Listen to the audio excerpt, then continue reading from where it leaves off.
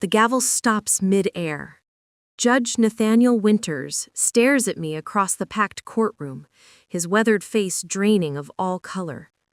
For 15 seconds that feel like an eternity, the only sound is the hum of fluorescent lights above us.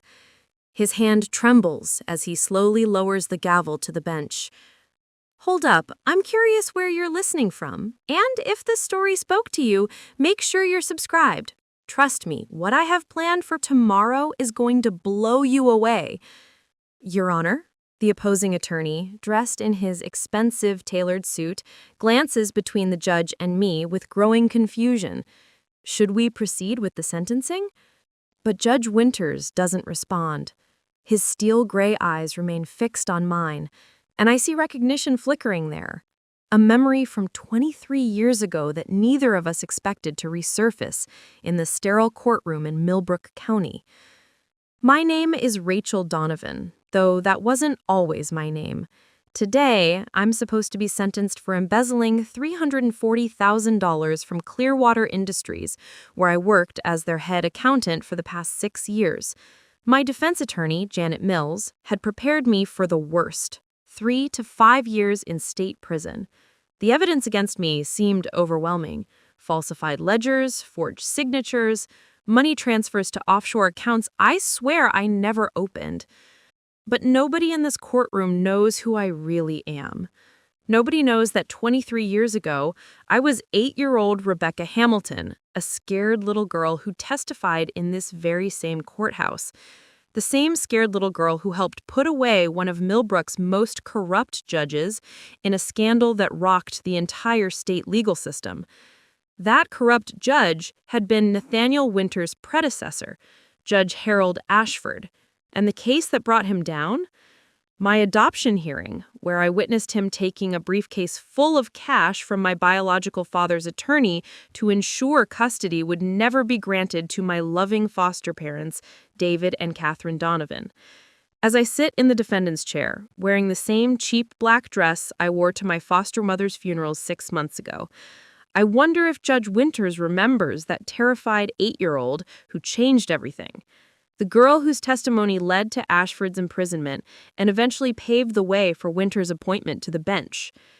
Your Honor, Janet whispers urgently beside me, are you prepared to proceed? Judge Winters blinks rapidly, as if waking from a trance. He clears his throat and reaches for his water glass with shaking hands.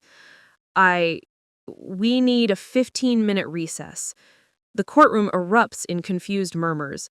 Behind me, I can hear my former colleagues from Clearwater Industries whispering among themselves. CEO Brandon Cross sits in the front row, his arms crossed, waiting for justice to be served. He's the one who discovered the evidence against me, the one who called the police, the one who testified about my supposed financial desperation after Catherine's cancer treatment bankrupted our family. What Brandon doesn't know, what nobody knows, is that someone has been systematically destroying my life for the past year. Ever since I started asking questions about the suspicious donations flowing into Clearwater Industries from shell companies I couldn't trace, my investigation had uncovered something disturbing, a network of money laundering operations that connected several prominent Millbrook businesses to offshore accounts. The same type of corruption I'd witnessed as a child, but on a much larger scale. I'd been preparing to take my findings to the state attorney general when the embezzlement charges appeared seemingly overnight. Janet touches my arm gently. Rachel, what just happened? Do you know Judge Winters? I shake my head, not trusting my voice. How can I explain that this man once called me the bravest little girl he'd ever seen? That he was the prosecutor who fought to ensure my testimony would be heard, despite my age? That his dedication to justice inspired my lifelong commitment to exposing corruption, no matter the cost. The courtroom door opens, and Janet returns, alone, her face pale. She sits beside me without speaking for a long moment. What happened? I whisper. Judge Winters has recused himself from your case. He's calling for an immediate investigation into new evidence that's come to light. She leans closer, lowering her voice. Rachel, He asked me to tell you that some fights take decades to win, but justice has a long memory. My heart pounds as I process her words. Judge Winters remembered not just my face, but the lesson my childhood courage had taught him about standing up to corruption, no matter how powerful the people involved. He's also requested that the state attorney general's office take over your case immediately, Janet continues. Something about potential prosecutorial misconduct and fabricated evidence. For the first time in months, I feel a flicker of hope. The scared 8-year-old who once brought down a corrupt judge might just have the strength to fight back against whoever has been systematically destroying my life. But I know this is only the beginning. Someone powerful enough to frame me for embezzlement, someone with access to sophisticated financial systems and law enforcement connections, won't give up easily. They've already tried to silence me once. The question is, what else are they willing to do to keep their secrets buried? We poured our hearts into researching and telling this story. If you're hooked, show some love with a subscribe. Now, where were we? 3 days after Judge Winters recused himself from my case, I sit across from my sister Lydia at Romano's Cafe, the same Italian restaurant where we celebrated my promotion to head accountant 2 years ago. The irony isn't lost on me. That promotion was the beginning of my downfall, though I didn't know it then. Lydia stirs her cappuccino nervously, avoiding my eyes. At 35, she's always been the successful one in our family. Vice President of Marketing at Pinnacle Communications, married to Dr. Thomas Fletcher, living in the prestigious Oakmont Hills neighborhood. Everything I thought I wanted before my world collapsed. Rachel, we need to discuss your legal situation, she says, finally, her voice carrying that professional tone she uses during board meetings. Thomas and I have been talking, and we think it's best if you consider taking the plea deal. I set down my coffee cup too hard, causing it to rattle against the saucer. The plea deal that would send me to prison for 5 years for something I didn't do? But it would avoid the media circus of a trial. Lydia continues, pulling out her phone. Look at this. She shows me the local news website. The headline makes my stomach drop. Clearwater embezzlement case takes bizarre turn as Judge Winters recuses himself. My photo from the company directory is displayed prominently alongside Brandon Cross, looking somber and concerned. The comments are brutal, Lydia scrolls through readers' responses. People are calling you greedy, ungrateful. They're saying you stole money while your foster mother was dying of cancer.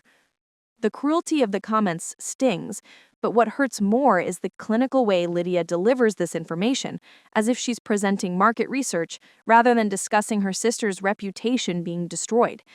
Lydia, you know I would never. Do I? She interrupts, finally meeting my eyes. Rachel, you've been acting strange for months, paranoid, secretive. Remember Thanksgiving? You spent the entire dinner talking about conspiracy theories and corruption networks. I remember that dinner clearly. I'd tried to explain my concerns about the suspicious financial patterns I'd discovered at Clearwater, the shell companies, the money transfers that didn't make sense. Instead of listening, everyone had exchanged worried glances. Those weren't conspiracy theories. I was trying to investigate. And look where that got you. Lydia leans forward, her voice dropping to a whisper. Thomas thinks you might be having some kind of breakdown. The stress of Catherine's death, the medical bills, working 60-hour weeks. Thomas thinks? My voice rises, causing nearby diners to glance our way. What about you think? You're my sister. Lydia fidgets with her wedding ring, a habit she's had since childhood when she's about to say something she knows will hurt. I think you need help, professional help, and I think taking the plea deal is the smartest option for everyone involved. Everyone involved. The phrase echoes in my mind as I study my sister's face. She's wearing makeup to cover the dark circles under her eyes, and her usually perfect manicure is chipped. Something is wrong here. Something beyond concern for my well-being. Lydia? Are you in some kind of trouble? She laughs, but it sounds forced. Don't be ridiculous. Thomas and I are fine. Better than fine, actually.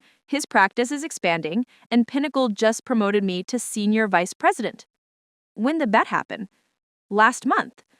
She won't meet my eyes again. It came with a significant salary increase and stock options. A chill runs through me as pieces begin clicking together. Last month was when the first evidence of my embezzlement surfaced. Last month was when Brandon Cross supposedly discovered the forged financial documents that implicated me. Which companies does Pinnacle Communications represent? I asked quietly. Rachel, that's not. Which companies? She sighs, reluctantly. Several major corporations. We handle their public relations, crisis management, that sort of thing. Including Clearwater Industries? The color drains from her face. Rachel, you're being paranoid again. Including Clearwater Industries? I repeat, my voice steady despite my racing heart. She nods reluctantly. Among others, it's a standard client relationship.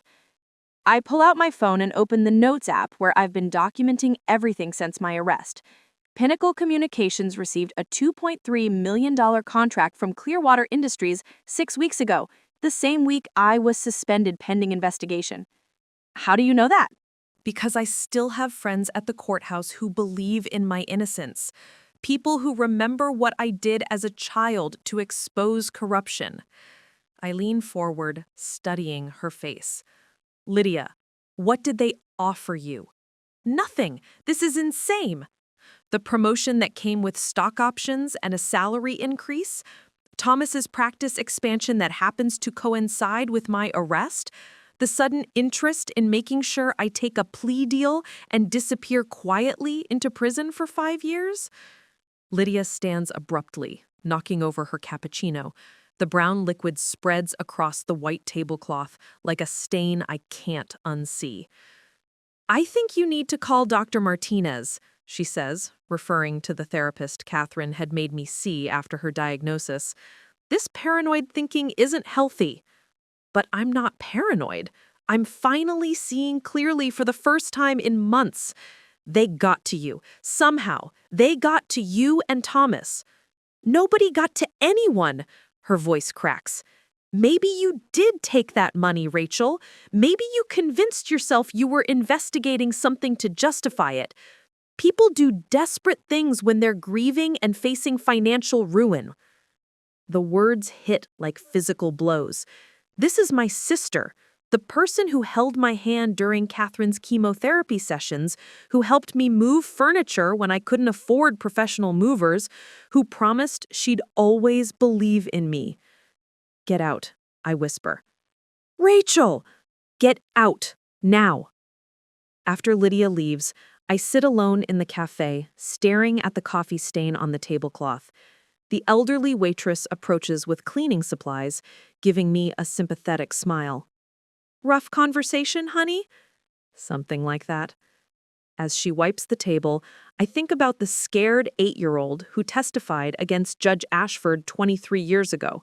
She had trusted the adults around her to do the right thing. She believed that telling the truth would protect her and the people she loved. That little girl never imagined that decades later, the people she loved most would be the ones used against her. My phone buzzes with a text message. Unknown number. Meet me at Riverside Park, East Entrance, 8 p.m. Come alone. You need to know who you're really fighting. A friend from the courthouse.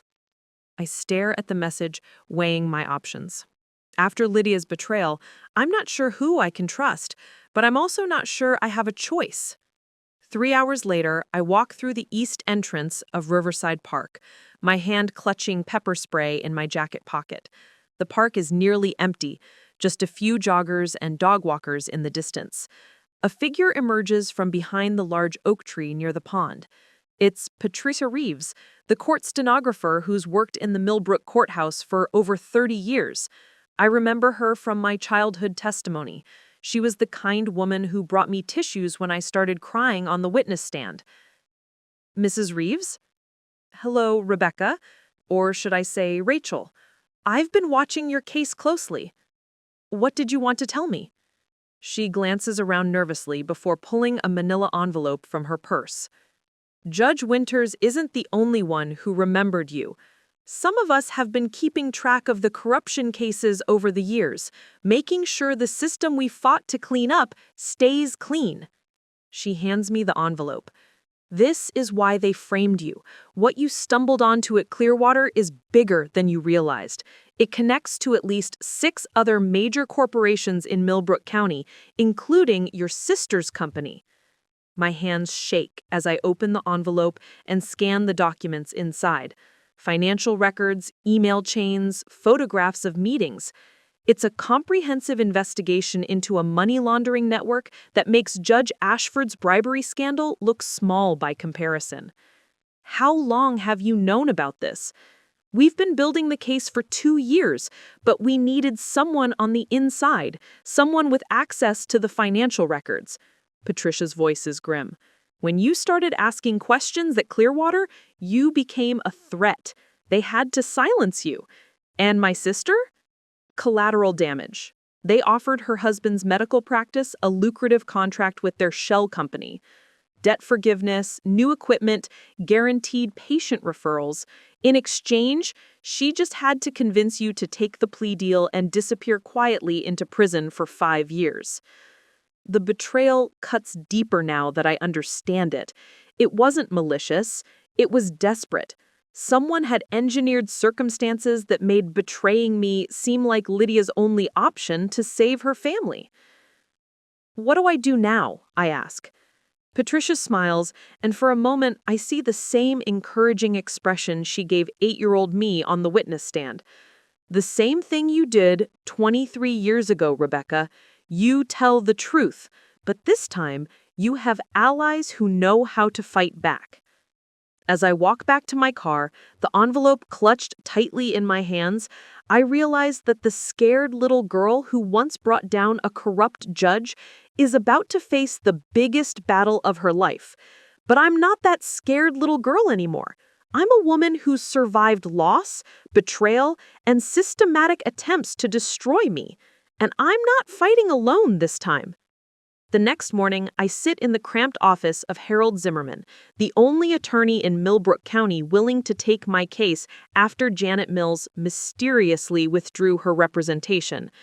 Harold's office smells like old coffee and legal briefs, his walls lined with certificates from 30 years of fighting for underdogs nobody else would touch. "They're good," Harold says, spreading Patricia's documents across his desk.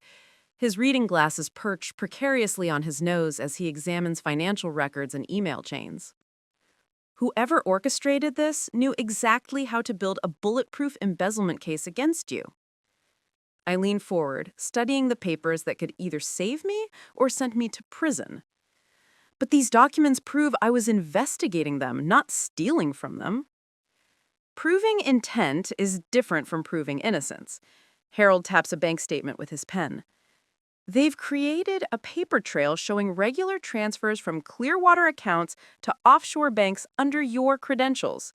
Even if you were investigating corruption, a prosecutor could argue you decided to take advantage of your access."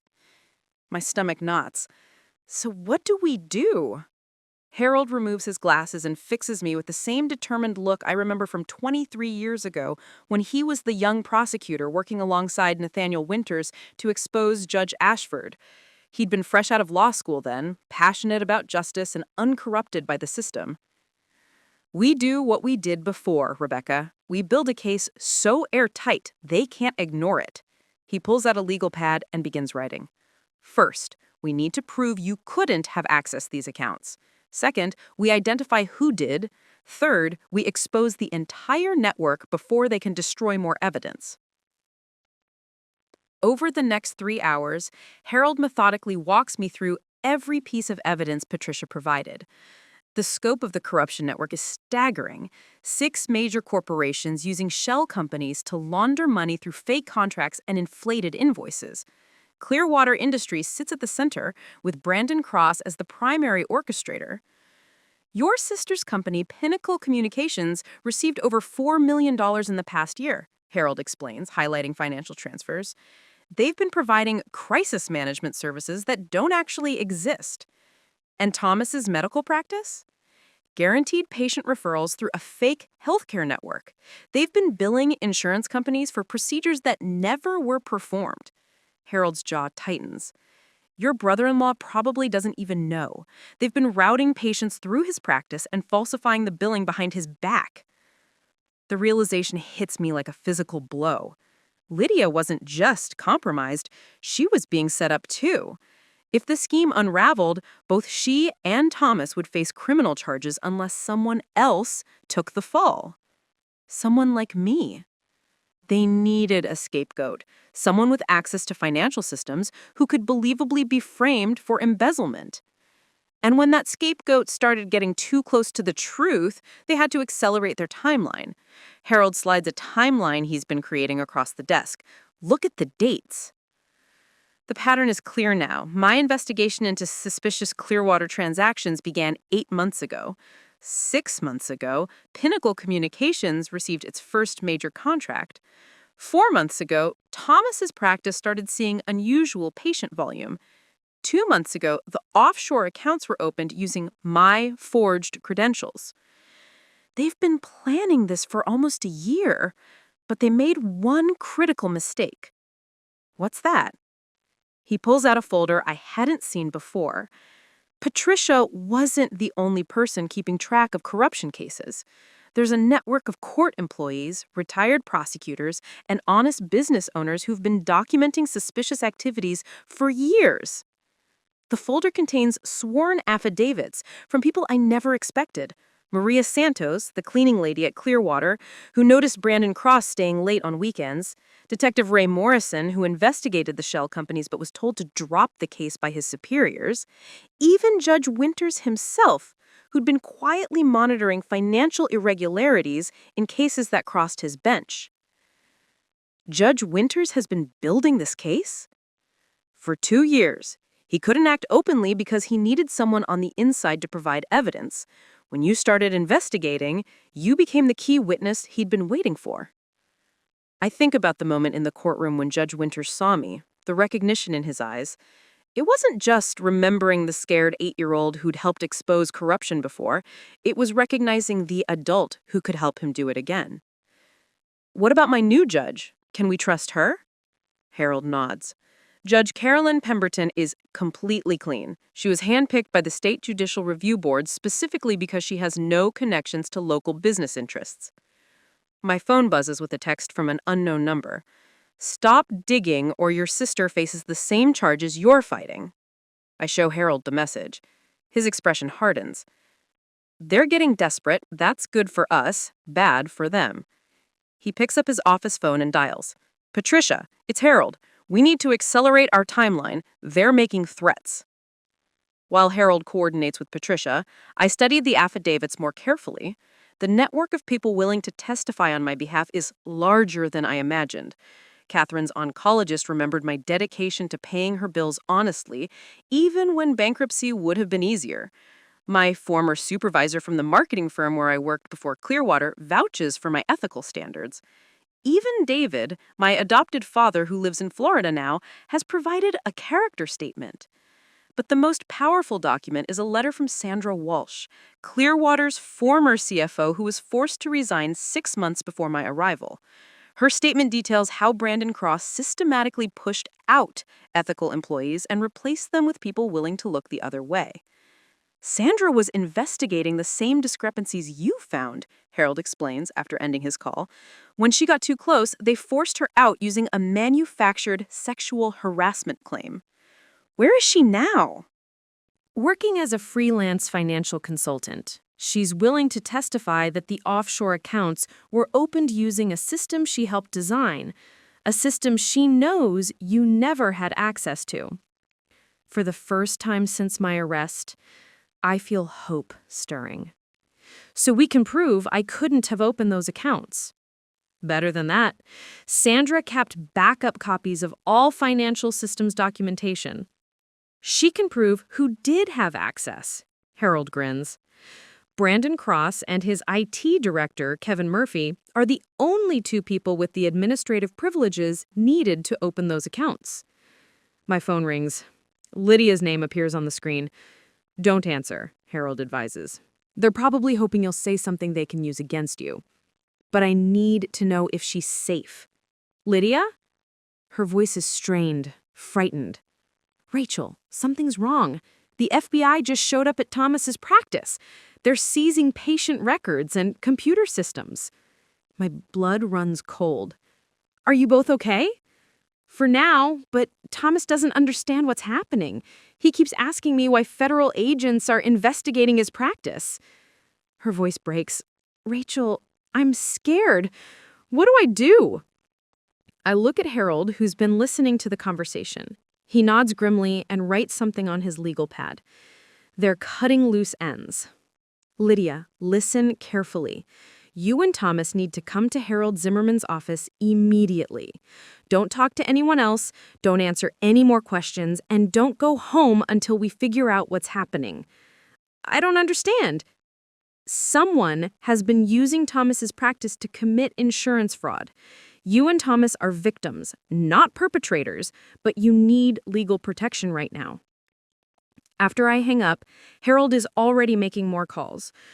Patricia, we need emergency protection for Rachel's family members. Yes, I think they're being set up as additional scapegoats. No, we move tonight. He turns to me. They're accelerating their endgame. We need to get you, your sister, and Thomas into protective custody before they can be arrested on fabricated charges. How do we do that? Judge Winters may have recused himself from your case, but he still has federal connections from his prosecutor days. We're going to present everything to the state attorney general's office tonight with a request for witness protection pending investigation. As Harold gathers documents and makes rapid phone calls, I realize we're no longer just fighting to prove my innocence. We're racing to expose an entire corruption network before they can destroy the evidence and frame more innocent people. My phone buzzes with another unknown number. You have 24 hours to take the plea deal. After that, your sister and her husband face federal charges. But this time, instead of fear, I feel something else rising in my chest.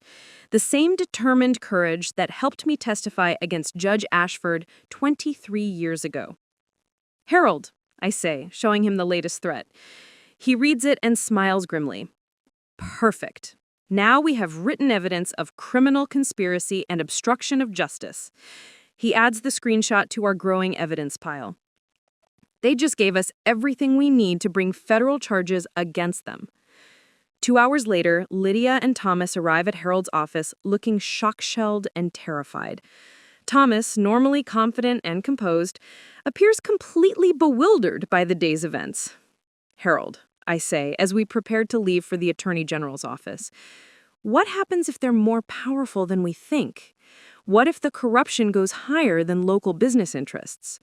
He pauses at his office door, briefcase in hand. Then we find out just how brave you really are, Rebecca, because some fights are worth having, even when you can't be sure you'll win.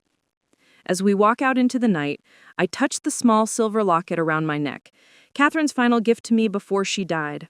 Inside is a photo of 8-year-old me on the day I testified against Judge Ashford, smiling bravely despite my fear. That little girl never imagined she'd face the same type of corruption as an adult. But she also never imagined she'd have allies willing to fight beside her, or that the scared testimony of a child could inspire a lifetime of seeking justice. Tonight, we're about to find out if 23 years of growth and determination are enough to bring down the people who tried to destroy me. The federal courthouse in Capital City buzzes with activity at 7 a.m. on a Tuesday morning. News vans line the street outside, their satellite dishes reaching toward the gray October sky. Inside, I sit at the plaintiff's table next to Harold, watching as FBI agents wheel in boxes of evidence seized from Clearwater Industries, Pinnacle Communications, and 3 other companies over the weekend. Judge Carolyn Pemberton calls the emergency hearing to order, her sharp blue eyes surveying the packed courtroom. At the defendant's table, Brandon Cross sits flanked by 3 expensive attorneys from the prestigious firm of Walsh, Sterling, and Associates. His usual confident smirk has been replaced by a tight-lipped expression of barely contained panic. Your Honor, begins Assistant U.S. Attorney Diana Rodriguez, rising from the prosecution table. We are here today because of evidence uncovered in what initially appeared to be a simple embezzlement case. What we discovered instead was a sophisticated money laundering operation involving multiple corporations and the systematic framing of an innocent woman. I feel Harold's steadying hand on my arm as Diana continues. 3 days ago, when we presented our evidence to the State Attorney General's office, I never imagined it would escalate this quickly to federal court. But the scope of the financial crimes we uncovered crossed state lines, involving shell companies in Delaware, offshore accounts in the Cayman Islands, and fraudulent insurance claims affecting federal healthcare programs. The government will demonstrate, Diana says, walking toward the jury box, that Mr. Cross and his co-conspirators operated a criminal enterprise that defrauded investors, insurance companies, and the federal government of over $12 million across a 4-year period. Brandon's lead attorney, Marcus Sterling, objects immediately. Your Honor, this is a fishing expedition based on fabricated evidence provided by a desperate embezzlement defendant trying to avoid prison. But Judge Pemberton has already reviewed our evidence during yesterday's sealed hearing. Objection overruled. Ms. Rodriguez, you may proceed. Diana clicks a remote, and the courtroom's large screen displays financial records that Harold and I spent countless hours analyzing. Ladies and gentlemen, let me introduce you to the Millbrook Money Laundering Network, a carefully orchestrated scheme designed to steal millions while destroying anyone who got too close to the truth. The first witness Diana calls is Sandra Walsh, Clearwater's former CFO. Sandra approaches the witness stand with quiet dignity, her silver hair neatly styled, her expression resolute. I remember meeting her for the first time 2 nights ago in Harold's office. This woman whose courage to speak truth to power rivals my 8-year-old testimony all those years ago. Ms. Walsh, Diana begins, please tell the court about the financial irregularities you discovered at Clearwater Industries. I first noticed discrepancies in our accounts receivable 18 months ago, Sandra testifies, her voice clear and steady. Large payments from companies I'd never heard of for services we weren't providing. When I questioned Mr. Cross about these transactions, he told me they were legitimate consulting fees. Did you believe him? Initially, yes. But when I tried to access the detailed records for these transactions, I found that my administrative privileges had been revoked without explanation. Diana displays Sandra's original access logs on the screen. What did you discover when you investigated further? I found that only 2 people retained full administrative access to our financial systems, Mr. Cross and Kevin Murphy, our IT director. They had created a parallel set of books that showed entirely different financial activity than what was being reported to our board of directors. Brandon Cross shifts uncomfortably at the defense table, whispering urgently to his attorneys. I watch his face as Sandra methodically destroys his carefully constructed defense. Ms. Walsh, Diana continues, please tell the court about the unlawful accessing of these restricted financial systems that Ms. Rachel Donovan conducted while in your employment. That would have been impossible. Ms. Donovan was hired as head accountant with standard employee access privileges. She could review and process routine transactions, but she never had the administrative access needed to create new accounts or authorize transfers above $50,000. The defense attorney tries to shake Sandra's testimony during cross-examination, suggesting her memory might be faulty or her motivations questionable. But Sandra remains unflappable, calmly referring to the detailed documentation she maintained throughout her employment. Ms. Walsh, Sterling presses, isn't it true that you were terminated for cause due to inappropriate conduct with subordinates? Sandra's eyes flash with anger, but her voice remains steady. I was forced to resign after Mr. Cross manufactured sexual harassment allegations against me. When I refused to stop investigating the financial discrepancies, he orchestrated a campaign to destroy my reputation and career. "Objection," Sterling shouts. "Non-responsive and speculative." "Overruled," Judge Pemberton replies coolly. The witness may continue. "I have documentation proving that the alleged harassment victim, Jennifer Caldwell, was offered a promotion and salary increase the week before she filed her complaint against me. Ms. Caldwell later contacted me privately to apologize, admitting that Mr. Cross pressured her to make false allegations." Harold leans over to whisper, "They're falling apart. Look at Cross." I glance at the defense table. Brandon Cross is pale, his hands clenched so tightly his knuckles have turned white. His attorneys huddle around him, clearly realizing their carefully planned defense is crumbling. The next witness Diana calls sends a ripple of surprise through the courtroom. Detective Ray Morrison, the officer who initially investigated the shell companies but was ordered to drop the case. "Detective Morrison," Diana begins, "what did your initial investigation into Clearwater Industries reveal?" "We identified at least 6 shell companies that existed solely on paper, with no actual business operations. These companies were receiving large payments from Clearwater and immediately transferring the money to offshore accounts." "What happened when you attempted to pursue this investigation?" Detective Morrison's jaw tightens. "I was told by my supervisor, Captain James Riley, to close the case and focus on other priorities. When I asked for clarification, Captain Riley informed me that the investigation was being handled at a higher level and that my continued involvement would be considered insubordination." "Did you comply with this order?" "Officially, yes. Unofficially, I continued documenting evidence on my own time because I believed a serious crime was being covered up." Diana presents Morrison's unofficial case file, hundreds of pages of meticulously gathered evidence showing the money laundering network's scope and sophistication. As she walks through each piece of evidence, I see several jury members taking detailed notes, their expressions growing more serious with each revelation.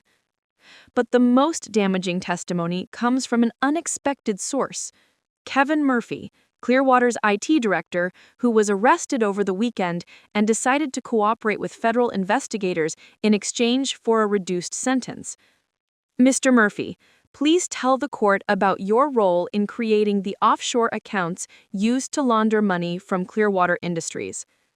Kevin shakes as he speaks.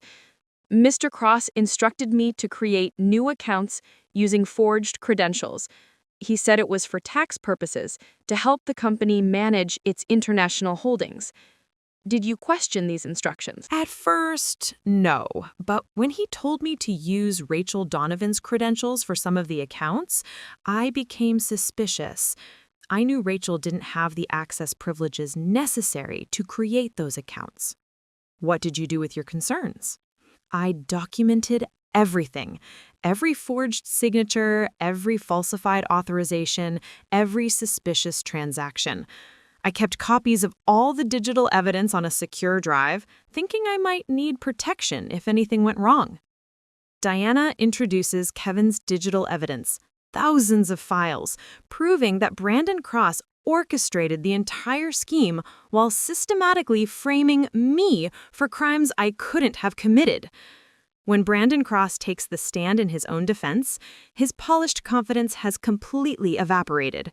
Under Diana's cross-examination, he becomes increasingly hostile and defensive, contradicting his earlier statements and providing evasive answers that clearly frustrate the jury. "Mr. Cross," Diana says, displaying one of his own emails on the screen. "In this message to Kevin Murphy, you wrote, 'We need to accelerate the Donovan situation before she uncovers more discrepancies.' What did you mean by the Donovan situation?" "I don't recall writing that email." "The metadata shows it was sent from your company email address at 11:47 p.m. on March 15th. Are you saying someone else had access to your account?" I may have been concerned about Ms. Donovan's performance issues affecting company operations." performance issues, or her investigation into your money laundering activities? Objection, Sterling Schartz. Argumentative. Sustained, Judge Pemberton replies, but the damage is done. The jury has heard Brandon stumble, seeing his careful composure crack under pressure. The final blow comes when Diana plays the recorded phone conversation between Brandon Cross and an unidentified co-conspirator, captured by federal surveillance equipment during the weekend raids. Brandon's voice fills the courtroom. The Donovan problem needs to be handled permanently. If she testifies, we're all going down. Maybe it's time for an accident. The courtroom erupts in shocked murmurs. I feel the blood drain from my face as I realize they weren't just trying to frame me, they were planning to kill me. Judge Pemberton bangs her gavel for order. The jury will disregard the outburst from the gallery. But there's no disregarding the chilling implications of that recording. Harold squeezes my arm as I struggle to process what I just heard. During closing arguments, Diana methodically reviews the evidence, painting a clear picture of systematic corruption, fraud, and the attempted destruction of an innocent woman who threatened to expose the truth. Ladies and gentlemen, she concludes, Rachel Donovan is not the criminal in this case. She's the victim of a sophisticated conspiracy designed to silence her investigation into massive financial crimes. The real criminals are the people who sat in positions of trust and authority and chose to steal millions of dollars while destroying anyone who got in their way. When the jury returns after only 3 hours of deliberation, I know their decision before the foreman speaks. On the count of conspiracy to commit money laundering, we find the defendant guilty. On the count of wire fraud, we find the defendant guilty. On the count of conspiracy to obstruct justice, we find the defendant guilty. The guilty verdicts continue for 12 separate counts. Brandon Cross slumps in his chair as the reality of life in federal prison sinks in. Judge Pemberton addresses the courtroom with quiet authority. Mr. Cross, you will be remanded into federal custody pending sentencing. The court also orders the immediate dismissal of all charges against Ms. Rachel Donovan with prejudice, meaning they cannot be refiled. As federal marshals lead Brandon Cross away in handcuffs, I feel 23 years of fighting corruption finally culminate in this moment of justice. The scared 8-year-old who testified against a corrupt judge has become a woman who helped expose a criminal conspiracy that could have destroyed countless innocent lives. But even as relief floods through me, I know this victory is just the beginning. The corruption network Brandon Cross created didn't exist in isolation, and the people who tried to silence me aren't all in custody. The real question is, what am I going to do with this second chance at life? 2 years later, I stand before a packed auditorium at Millbrook Community College, adjusting the microphone as 300 aspiring business students lean forward in their seats. The lecture hall is the same one where I earned my accounting degree 15 years ago, back when I thought numbers and spreadsheets could provide security and predictability in an uncertain world. Corporate fraud costs the American economy over $400 billion annually, but the real cost isn't measured in dollars. It's measured in destroyed lives, broken families, and communities that lose faith in the institutions designed to protect them. The students scribble notes, their young faces serious as they absorb the statistics. At the back of the room, Harold Zimmerman gives me an encouraging nod. He's been my mentor and friend throughout the transformation from defendant to advocate, helping me channel my experience into something meaningful. 2 years ago, I was facing 5 years in federal prison for embezzlement I didn't commit. I was broke, abandoned by family members I trusted, and completely alone except for a few people who believed in the truth. The presentation I give 3 times a month across different colleges and business schools isn't just about financial crime prevention. It's about recognizing corruption, standing up to authority when necessary, and understanding that sometimes the system fails good people, but that doesn't mean we stop fighting for what's right. After the lecture, a young woman named Amy approaches the podium. She reminds me of myself at that age, determined, idealistic, but with shadows under her eyes that suggest she's carrying burdens beyond her years. Miss Donovan, she says hesitantly, I work part-time for a small accounting firm, and I've noticed some irregularities in client accounts. My supervisor says it's normal, but the numbers don't add up. I hand her my business card for the Millbrook Financial Ethics Foundation, the nonprofit organization I established with the settlement money from my wrongful prosecution lawsuit. Call me tomorrow. We'll review everything together, and if there's something suspicious, we'll report it properly. This is the real transformation, not just surviving my ordeal, but using it to help others navigate similar situations. The foundation has assisted 47 whistleblowers in the past 18 months, providing legal support, financial assistance during investigations, and emotional counseling for people whose worlds get turned upside down when they choose to do the right thing. Walking across campus after my lecture, I passed the memorial garden dedicated to Judge Nathaniel Winters, who died of a heart attack 6 months after my trial ended.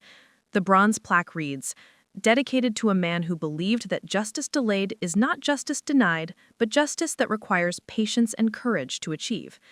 I touched the plaque gently, remembering our final conversation the week before he passed. He'd called me personally to apologize for not recognizing the corruption network sooner, for letting me face charges that should never have been filed. "Rebecca," he'd said, using my childhood name as he always did, "you've shown the same courage as an adult that you showed as a child. That 8-year-old girl who testified against Judge Ashford grew up to be exactly the woman this community needed." My phone buzzes with a text from Lydia. "Over the past 2 years, we've slowly rebuilt our relationship, though it will never be the same. She and Thomas went through their own legal nightmare after my trial, facing investigation for insurance fraud before being cleared as unwitting victims of the larger conspiracy. Dinner Sunday? Thomas is cooking his famous lasagna, and the kids want to show you their science projects." I text back my acceptance, then continue walking toward my car. The relationship with my sister has required careful boundaries and honest conversations about betrayal, forgiveness, and the difference between being a victim of circumstances and making active choices to harm someone you love. We're not there yet completely, but we're making progress. The foundation office occupies a converted Victorian house 3 blocks from the courthouse where everything began. Inside, Patricia Reeves works as our volunteer coordinator, using her decades of court system knowledge to help identify potential corruption cases before they destroy innocent lives. "How did the lecture go?" she asks as I enter, looking up from a stack of whistleblower intake forms. "Good. We might have a new case, accounting irregularities at a local firm." I hang my coat on the hook behind my office door, the same door where a framed photo of 8-year-old me receiving a Citizen's Courage Award sits on the shelf beside my law school acceptance letter. Yes, law school. At 31, I'm in my 2nd year at Capital City University School of Law, studying part-time while running the foundation. Harold convinced me that my unique experience with corruption and the legal system could make me a powerful advocate for others. Some days the coursework feels overwhelming, but then I remember that scared little girl who testified against a corrupt judge, and I realize I've been preparing for this career my entire life. Also, Patricia continues, Sandra Walsh called. She's interested in joining our board of directors. Sandra has become another unlikely ally. After testifying in my case, she struggled to find work due to the manufactured scandal at Clearwater. Now she runs financial consulting practice specializing in fraud detection and prevention, often working pro bono for small businesses that can't afford comprehensive auditing. That would be perfect. We need someone with her expertise for the new corporate training program. The foundation's newest initiative involves training employees at local businesses to recognize financial irregularities and report them safely. We've partnered with the Chamber of Commerce to offer workshops that teach people how to document suspicious activities, protect themselves legally, and work with law enforcement when necessary. My desk phone rings. The caller ID shows a familiar name, Amy Patterson, the young woman from today's lecture. Miss Donovan, I reviewed the files again after our conversation. I think the irregularities I noticed are more serious than I initially realized. Can you come to the foundation office tomorrow morning? Bring copies of any documentation you have, but be discreet. Don't alert anyone at your workplace that you're investigating. After scheduling Amy's appointment, I review the foundation's quarterly report. In 2 years, we've recovered over $8 million in fraudulent claims, helped convict 12 individuals for financial crimes, and provided support services to 96 whistleblowers and their families. But the numbers that matter most aren't financial, they're personal. Like Marcus Chen, the factory worker who exposed safety violations that could have killed dozens of employees. Or Jennifer Torres, the hospital administrator who uncovered Medicare fraud that was stealing from elderly patients. Each case reminds me that corruption thrives in darkness, but it withers when good people find the courage to speak truth to power. As I lock up the office and walk to my car, I pass the same cemetery where Catherine is buried. I visit her grave every month, updating her on the Foundation's work and the lives we've helped protect. "You'd be proud, Mom," I whisper, placing fresh flowers on her headstone. "Remember how you always said that our experiences, even the painful ones, are meant to help others? I think I finally understand what you meant." The drive home takes me past Clearwater Industries' former headquarters, now occupied by a nonprofit organization that provides financial literacy training to low-income families. Brandon Cross received 22 years in federal prison, and his criminal empire was systematically dismantled by investigators who followed the evidence trail our case provided. Kevin Murphy served 18 months and now works for the Foundation as a cybersecurity consultant, helping us detect digital fraud and protect whistleblowers' electronic communications. His transformation from enabler to advocate demonstrates that people can change when given the opportunity to make amends for their mistakes. At home in my modest apartment, the same place I lived during the darkest days of my legal battle, I review applications for the Foundation's scholarship program. We provide financial assistance to children of whistleblowers who face retaliation for their parents' courage. This year's recipient is Emma Rodriguez, whose father exposed environmental violations at a chemical plant and was fired as retaliation. Emma wants to study environmental law and continue her father's work protecting communities from corporate negligence. Before bed, I open the wooden box where I keep mementos from my journey. The silver locket Catherine gave me sits beside the Citizen's Courage Award from my childhood, a photo of Judge Winters at my Foundation's opening ceremony, and a letter from the State Attorney General thanking the Foundation for our work in exposing corruption. But the item I treasure most is a handwritten note from Amy Patterson, the first person the Foundation helped after my case ended. She wrote it 6 months after we assisted her in exposing fraud at her former employer. "Miss Donovan, I wanted you to know that your courage to fight back against people who tried to destroy you gave me the strength to do what was right, even when it felt impossible. Thank you for showing me that being afraid doesn't mean being weak. It means being human and choosing to act despite the fear." Looking in the mirror before turning off the lights, I see not the broken woman who faced prison 2 years ago, but someone who discovered that surviving betrayal and injustice can become the foundation for a life dedicated to protecting others from similar ordeals. The scared 8-year-old who testified against Judge Ashford never imagined she would face corruption again as an adult, but she also never imagined that her childhood courage would become the template for a lifetime of fighting for justice. Tomorrow, Amy Patterson will walk into our office looking for help with a situation that feels overwhelming and frightening. I'll sit across from her, share my story, and help her understand that speaking truth to power isn't just possible, it's necessary. Because in a world where corruption often feels inevitable and fighting back seems hopeless, someone needs to remind good people that their voices matter, their courage counts, and their willingness to stand up for what's right can change everything. That someone, it turns out, is me. Not because I'm particularly brave or strong, but because I learned that ordinary people can do extraordinary things when they refuse to accept injustice as inevitable. The judge who froze in court when he saw me wasn't just recognizing a familiar face. He was seeing proof that the system he dedicated his life to protecting still worked, still mattered, and still deserved defending. 2 years later, I'm still proving him right, one case at a time. 2 more compelling stories are just a click away. If this one drew you in, wait until you see what else we found. Ready to explore?